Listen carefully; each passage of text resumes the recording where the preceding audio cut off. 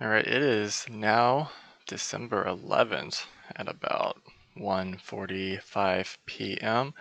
Doing a check-in for kind of my postdoc updates and everything. It's been a busy few weeks. Been writing, and then I was writing some more. And when I wasn't writing, I probably should have been writing. So I can definitely say that I was probably writing a lot.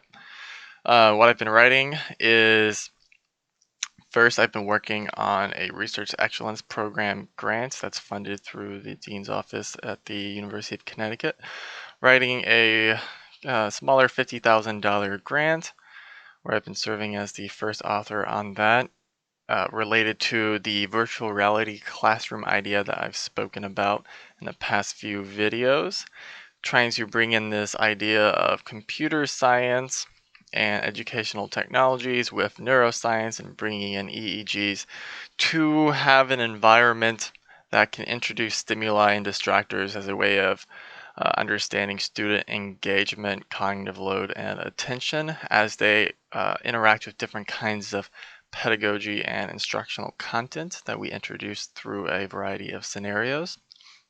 So that's taken up a lot of my time collaborating with people. It's really cool, actually. I'm collaborating with this guy who used to be a video game designer, and he made a bunch of old Nickelodeon video games for the Nintendo DS and different Game Boys, and won some Nickelodeon Kids' Choice Awards for his video game. So I'm collaborating with some people from like a digital arts program here at the University of Connecticut on this, with the idea of trying to introduce some game-like elements and gamification to some of these scenarios as well. So that's been exciting. I've been spending way too much time working on manuscript revisions.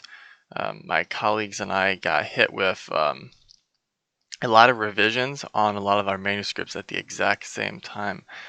I believe we have 3 different manuscripts that came back, one from Frontiers in VR, uh, ETR&D, and from the Journal of Enabling Technologies, all at the exact same time.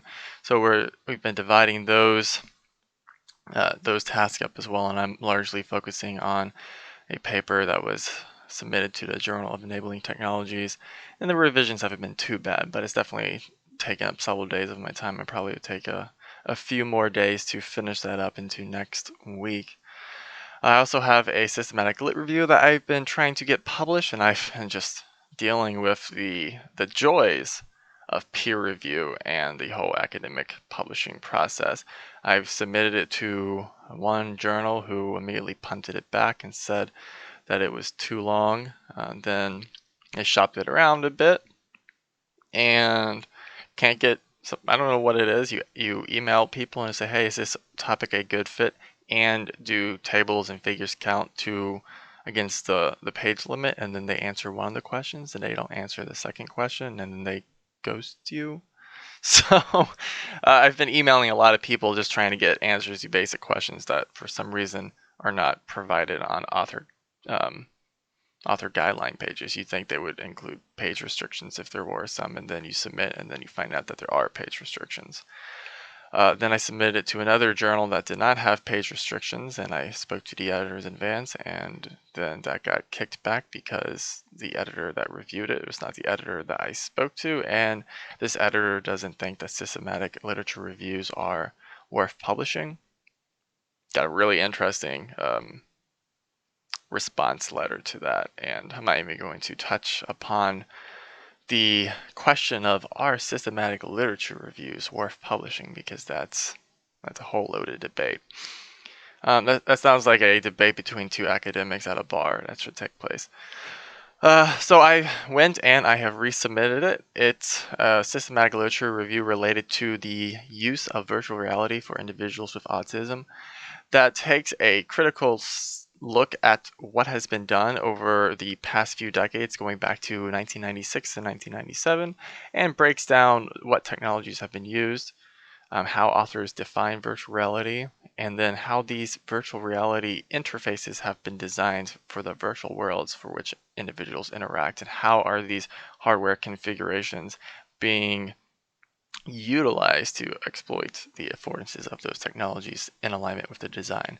So it's quite a lengthy paper, and I'm taking a different approach, and I just submitted it to a human-computer interactions journal, which I've never submitted to one of those before, but my work tends to be rather interdisciplinary, so they said they were interested, and they said there's no page restrictions, so let's see if this gets kicked back to me immediately before being reviewed. We'll see. Not bitter at all.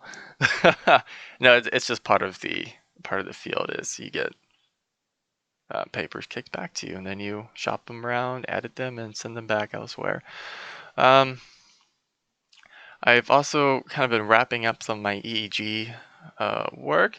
I've spent a lot of time playing with different devices, and I now kind of understand what I'm looking at. When I first started looking at these EEG data, I had no idea what the heck it was. It was just these patterns on a screen that were seemingly spiking up and down for no reason. And I now know how to filter those data. And I can somewhat accurately filter those data by eye. And I'm able to look at noisy and messy data that might result from a lot of eye blinking or movements in the head. And I know how to filter channels and to set frequency restrictions to make sure that you're capturing things that are actually part of brain activity that can be used in a meaningful way. So I'm actually pretty excited about that and look forward to using it in my own research when that becomes a possibility. Hopefully with this VR classroom if that gets funded. I've also been continuing to take some artificial intelligence courses. So I can learn how to implement some of that into Unity, and that's going really well. I'm learning a lot. It's absolutely fascinating the possibilities that exist for how you can make different virtual assets interact with you, your actions, and to respond to things that are happening around it based off of computational processes and calculations. It's just really cool.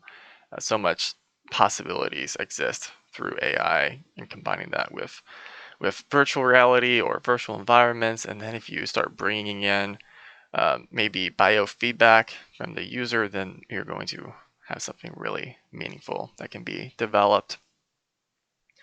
I'm also still on the academic job hunt, doing that thing again. As you know, I'm at a postdoc, so I'm trying to find a tenure-line position or maybe a clinical assistant professor position, and I've applied for a few, and I've heard back from a couple, got a couple of rejections, and I have one job interview for next week, and I've had a couple of places reach out to my references and ask for letters of recommendation before the interview process, which I've never experienced before. So that's something new. I don't know if that's a COVID response and trying to just streamline things in advance.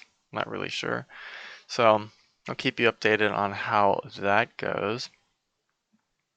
And then I've been involved in a lot of um, the School of Education, the NEAG School of Education and Educational Psychology Department's applications process this year. We've had 14 people apply for a PhD program, and they're letting me be involved in the decision making so I can gain some of the service to the university experience and what it's like to work on these committees. So it's been really interesting to see what it's like from the other side. 'Cause I know when I applied to a PhD program, I never knew what was going on, what conversations were being had, who was even looking at my stuff.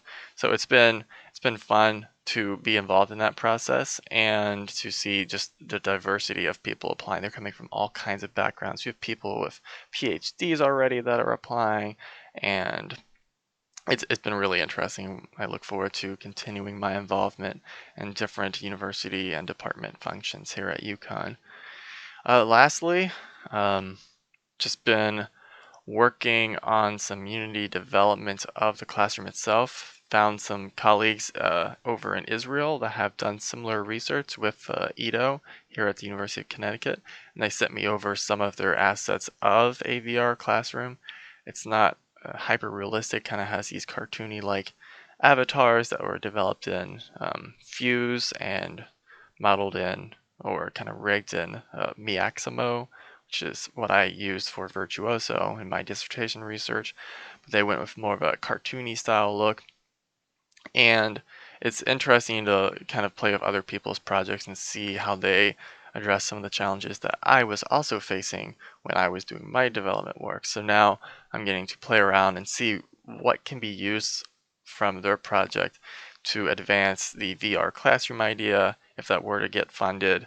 And even if it isn't funded, we're going to throw something together and do a pilot study so we can maybe get funding after that and apply for some maybe NSF grants here next year. So that's the end of my postdoc kind of weekly, bi-weekly update.